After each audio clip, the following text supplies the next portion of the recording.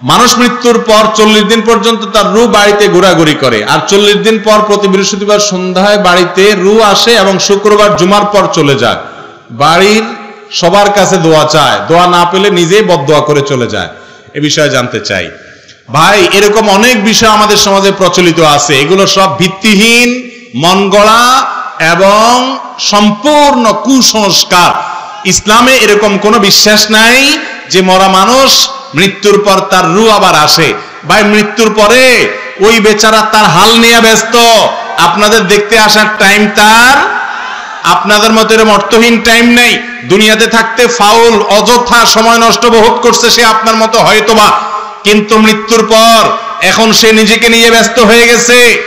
যদি সে জান্নাতি হয় তাহলে সেই নেয়ামতে আছে, জাহান্নামী হলে সেই নেয়ামতে তার সে শাস্তিতে আছে।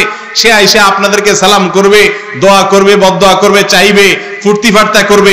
এত এত ফ্রি আর নিরিবিলি সে আছে, এটা মনে করার কোনো কারণ নাই।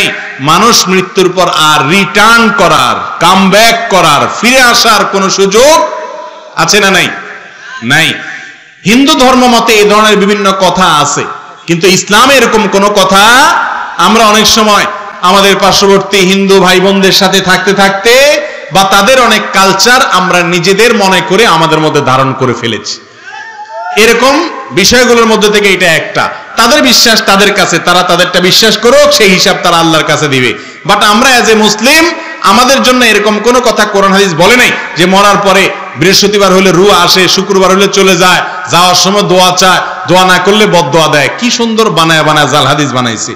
আল্লাহ হেদায়েত দান করুক যারা এই সমস্ত কথা বানাইছে। এই ধরনের বিশ্বাস রাখলে সেটা ঈমানের সাথে ক্ষতিকর হবে। মৃত্যুর পর আর রূহ কখনো ফিরে আসার সুযোগ নাই।